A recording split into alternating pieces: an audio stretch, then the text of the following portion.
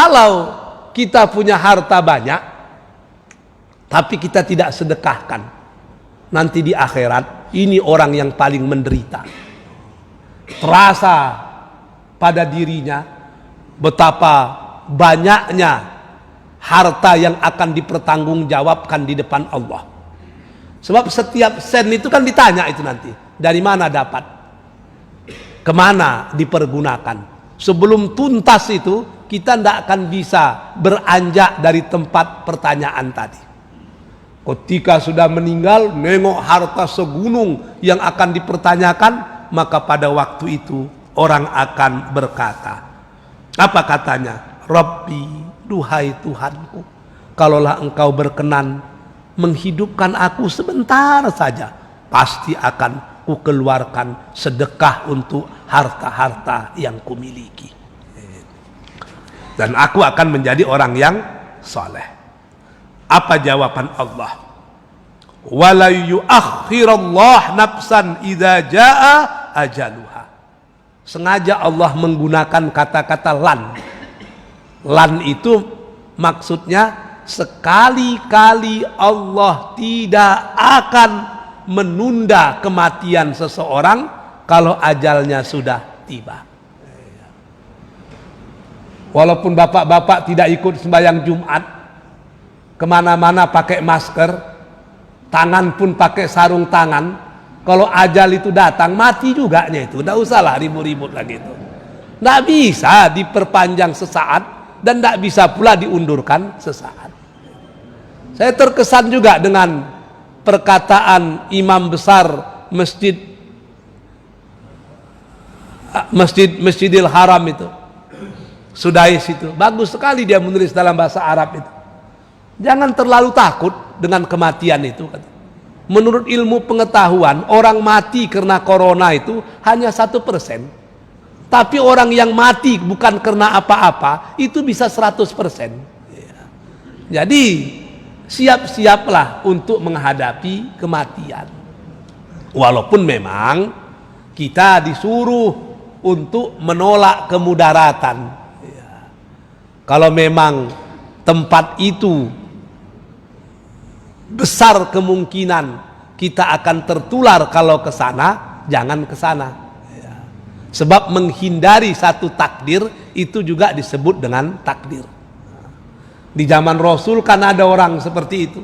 Ketika dia ingin berdakwah, rupanya satu tempat itu sedang ada penyakit taun. Kata Rasul, jangan masuk, orang yang dalam jangan keluar. Dinetralkan dulu suasana di sana.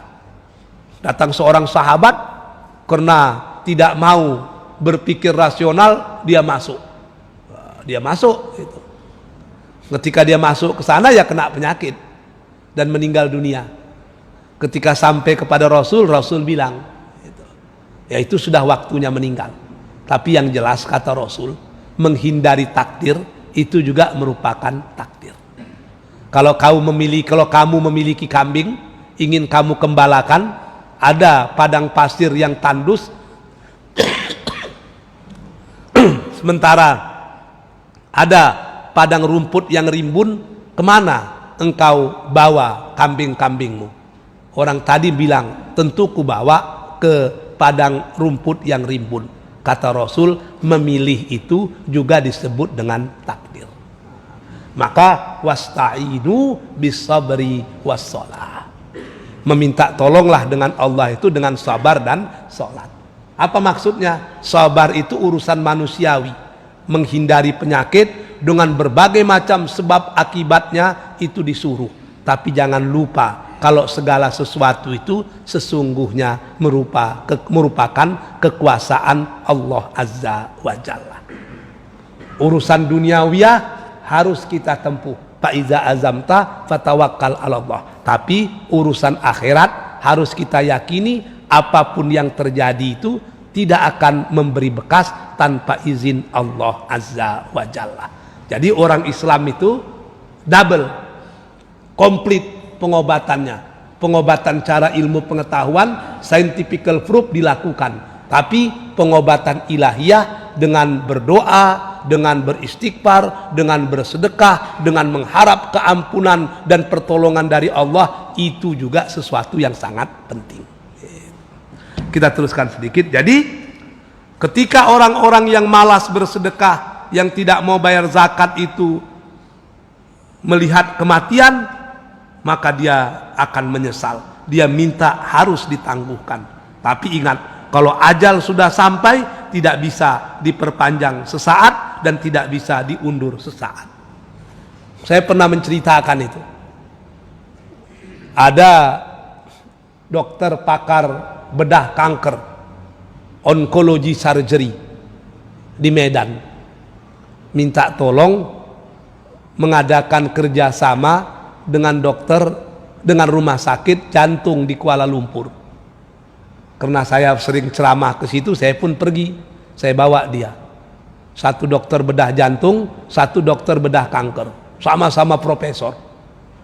Bicara-bicaralah mereka tentang kematian. Saya dengar aja lah, karena ilmu saya tidak sampai ke situ. Jadi kata dokter bedah kanker itu, dulu Pak Dokter katanya, saya dengan ilmu saya udah tahu itu. Orang yang stadium 4 paling lama 3 bulan. Cara-cara, ciri-ciri dia akan mati seperti ini. Akhirnya dia akan mati. Tapi sekarang saya tidak berani lagi. Kenapa? Ada perempuan sakit kanker payudara, sudah stadium 4, bahkan stadium lanjut. Saya bilang, paling lama umur ibu 3 bulan lagi. Banyak-banyaklah beribadah, apa yang mau diwasiatkan, wasiatkanlah. Menangis ibu itu. Kata ibu itu, kalau dokter udah tidak sanggup lagi, apa boleh buat? Saya akan carilah obat alternatif yang bisa menyembuhkan saya dari penyakit. Apa yang terjadi? 3 bulan saya bilang ibu itu meninggal dunia. Sekarang sudah 13 tahun, tidak mati-mati ibu itu. Baru saya tahu, dokter itu ternyata hanya tahu teori. Kepastian kematian itu bukan milik dokter, tapi itu milik Allah Azza wa Jalla. Nyambung. Dokter yang bedah jantung itu ngomong dengan kami, namanya Dr. Razali, orang hebat, pakar di bidang peacemaker. Dia cerita dengan saya pun begitu. Ada orang tua yang menurut ilmu saya jantungnya sudah sangat lemah, dibikin pacu jantung pun kurang berpengaruh lagi. Saya bilang, kalau bapak ada duit keluar negeri lah, atau umroh lah, apalah. Kenapa dokter? Menurut ilmu saya paling lama 6 bulan lagi ini. Sekarang Pak, udah 6 tahun, tidak mati-mati juga. Setiap jumpa dibisikkan orang itu ke saya, Pak Dokter, mungkin malaikat maut sudah lupa dengan saya.